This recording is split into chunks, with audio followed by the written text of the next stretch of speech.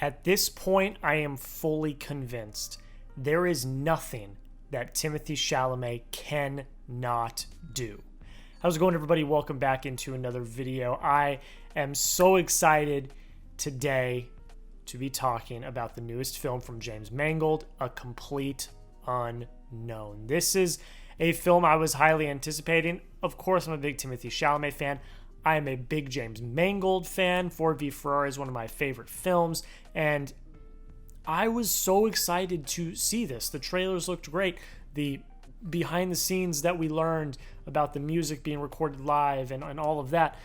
This was a film I was highly anticipating. I got to see it early as part of the special IMAX early screenings, and I'm very happy to report that I enjoyed the hell out of this movie. Before I get into my review, guys, we are literally on the doorstep of 2,000 subscribers. We are currently sitting at 1,886 subscribers. We are so close. We are about 114 subs away. I think that's really good mental math on my part. If you have not already and you like what you see, please consider hitting that subscribe button. I'm going to have probably at least one more review coming out this year. I think probably for Nosferatu. And then I'm going to have my top 10 favorite movies of the year coming out around the time of New Year. So don't miss any of that. Make sure you hit that subscribe button, and if we could get to 2,000 subs by the end of the year, that would be absolutely incredible. So I appreciate you. Hit that subscribe button, and without further ado, let's get into my review. New York, early 1960s, against the backdrop of a vibrant music scene and tumultuous cultural upheaval, an enigmatic 19-year-old from Minnesota arrives in the West Village with his guitar and revolutionary talent, destined to change the course of American music. So, directed by James Mangold, starring Timothée Chalamet, Edward Norton, Elle Fanning, Monica Barbaro, Boyd Holbrook, just to name a few. Look, I've heard some of Bob Dylan's music. It's hard not to hear about some of Bob Dylan's music. He's one of the biggest, most famous musicians probably of all time. But I didn't know that much about the man, Bob Dylan. As I read reviews and things, I don't think many people know that much about the man, Bob Dylan. And so I was interested to see what this film was going to cover and the course of his film career, not his film career, his musical career. And I feel like this is a good time capsule of his music and how his music came about. But I did have a few issues with the writing, which we'll get into. I gave A Complete Unknown a 93 out of 100. It's in my top 10 of the year. I assume it's probably going to stay there. I really enjoyed it. I would recommend you go check it out if you have the opportunity. It comes out Christmas Day, so take your friends, take your family, go celebrate Christmas, and go watch this film. I'm going to break down why I gave it the grade that I gave it, and that's how we're going to do it. So let's get right in. First things first. I gave performances a 14 out of 15. I said it off the top.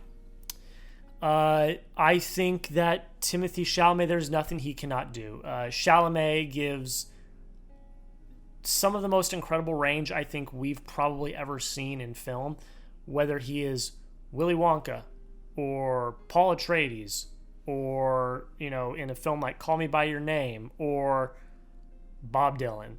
He is incredible. His voice, his mannerisms, everything about him.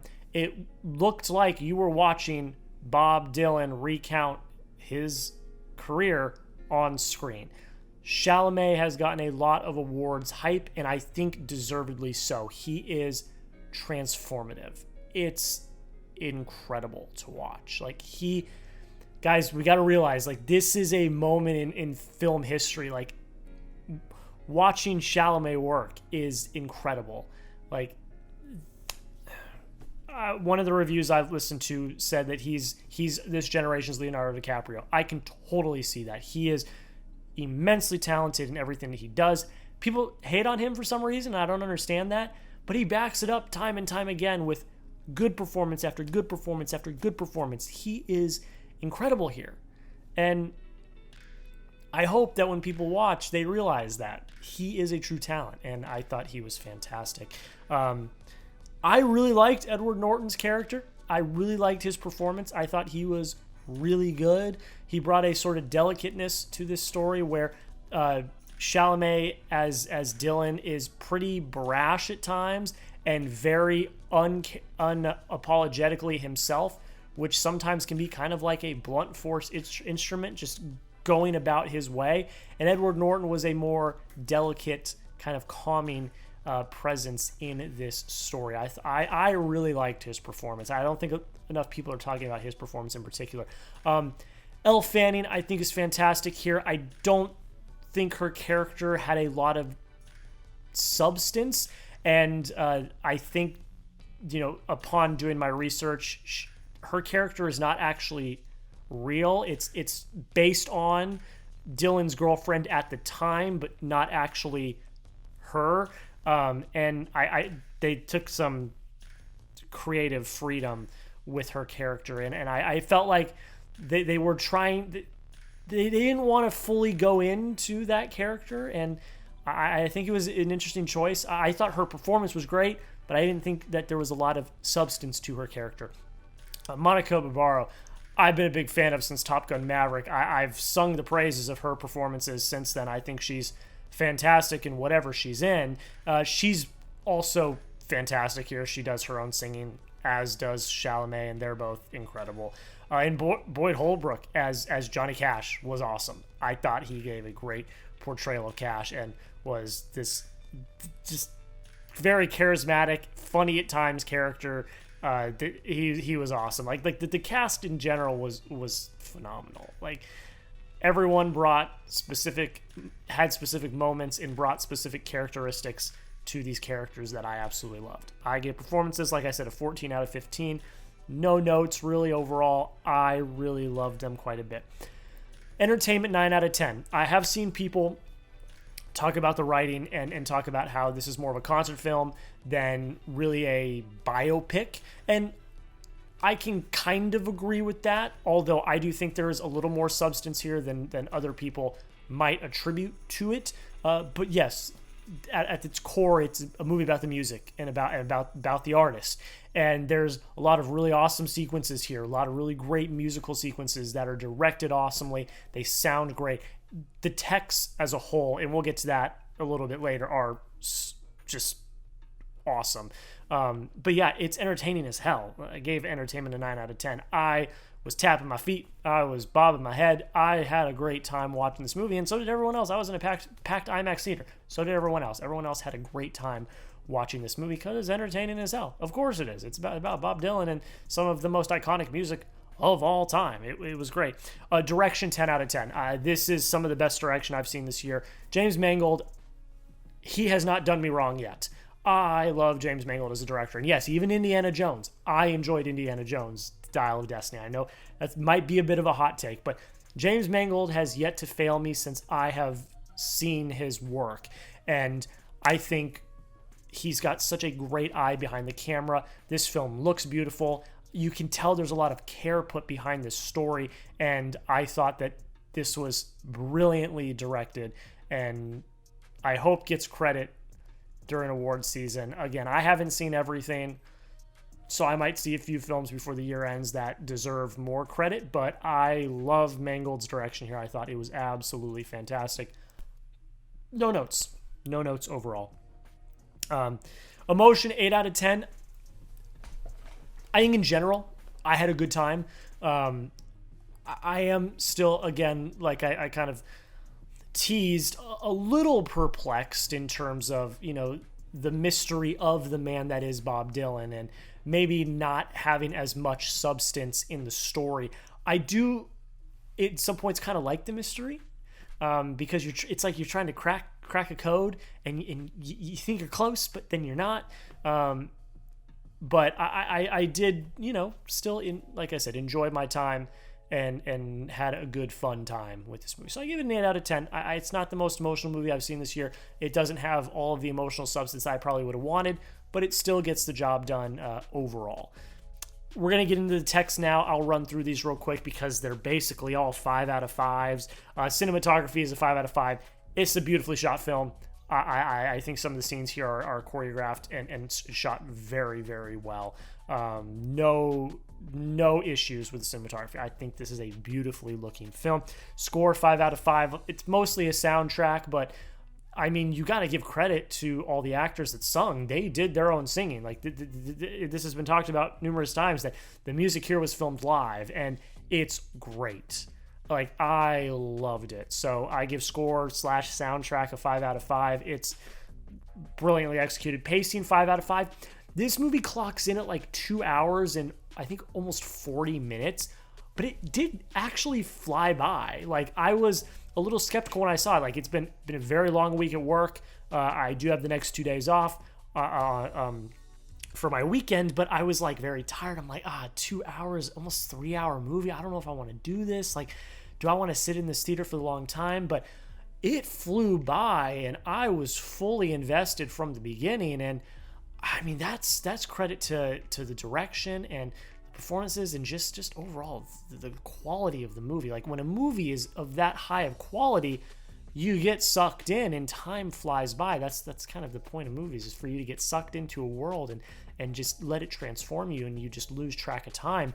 And this film did that. You feel like you're being pulled into the early 60s in New York and at these festivals, and it was solidly executed. And I like I said, 5 out of 5 on pacing, which is hard to do. I am a stickler for pace, and if a film drags even a little bit, or if it's even a little bit rushed, I will have issues with it. To get 5 out of 5 on pacing, for me, that is a high mark in my opinion. The other technical aspects: costume design, sound design, set design, editing, all these different things. 14 out of 15. I like I said, the texts here are all really solid. I really did not have an issue with them. I thought they were all very well done. And it's like I just kind of talked about with the pacing. You feel like you are being transformed and transported into the early 60s. And I thought they did a great job. The texts across the board here are fantastic, and just add even more kind of character to this film that I absolutely loved. Rewatchability, I give a 5 out of 5. I'd watch this film a million times over. I really enjoyed it, and it's got good rewatchability factor because if you love Bob Dylan's music, you're going to love the performances. You're going to love this quite a bit. Okay, let's get into the writing. I always save the writing for last because I think that's kind of one of, if not the most important feature of a film in general. Is the story good? Does it make sense? Are you captivated? Is the writing good? I gave this a 13 out of 15. And I've already kind of teased some of the issues I have. I think in general, it is a solid film. It tackles the mystery of Bob Dylan in a way that you don't really learn anything, but you are still kind of learning about the emotional aspect of Dylan and why he does some of the things he does. There are things that you're like, why are you doing this? And he just kind of mumbles, and you're like, okay, I guess we're going to move on. But there are instances in this, like in the third act, and I was watching, I believe it was Dan Merle's review. It was either Dan Merle or Chris Stuckman's review. Forgive me. One of them was talking about the third act and how they thought the third act was the best part of the movie. And I actually wholeheartedly agree. When he is starting to break away from what he thinks is prison of folk music, it was very interesting to watch that kind of dynamic of his mind and watch him kind of go to this tug of war between, I do need to respect where I came from, and I have people that helped me get to where I am, but I also want to do my own thing. I want to innovate. I do not want to be stuck in the good old days. And Elle Fanning's character, Sylvie, helps him. And Boyd Holbrook is Johnny Cash. They are both kind of the spiritual, like, kind of pushing him. Whereas Monica Barbaro feels threatened by him and wants to keep him kind of caged up, as well as Edward Norton's character as well. Like, they want him to stick to his roots while others are pushing him to innovate and do what he wants, because that's what he wants to do at the end of the day. There's a love triangle here between Elle Fanning's character and Monica Barbaro's character. I didn't fully think it worked in general. I don't think that Mangold wrote the best character for Elle Fanning. Again, I know that they were taking some liberties, and I know that that was not the actual character, the Bob Dylan's actual girlfriend, and I think they were trying to maybe protect her a little bit, because she was really the only person in this movie that was not famous. And that was another point made in, I believe that was Dan Murrell's review. Please forgive me, that might be Chris Duckman's review, but I also agree with that point, that they were trying to probably be more delicate with her character, because she was not someone that was famous like the rest of the people in this movie.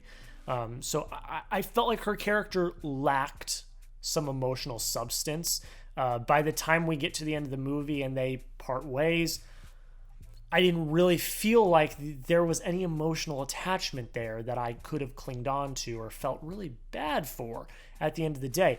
The thing I like about this movie is that there is no, I would say, morally good guy. Dylan, while you do feel for him, and you feel for him in terms of him wanting to branch out and do his own thing, he's not a great guy. He does not treat women well. He is kind of just himself. There's not a lot of, I think, respect there. The only person that he really respects is Woody Guthrie, who is his inspiration. And he does have some respect for Ed Norton's character, Pete Seeger, but even at the end is kind of pushing away because Seeger is trying to confine him a little bit to the folk music kind of box. So Dylan is difficult at times. And like I said, I think the biggest thing is he does not treat women well. And he has trouble with relationships. And he's not, I think, in general, morally a good person. But then you look on the other side, like with Monica Barbaro and Edward Norton's characters, where they are trying to box him up.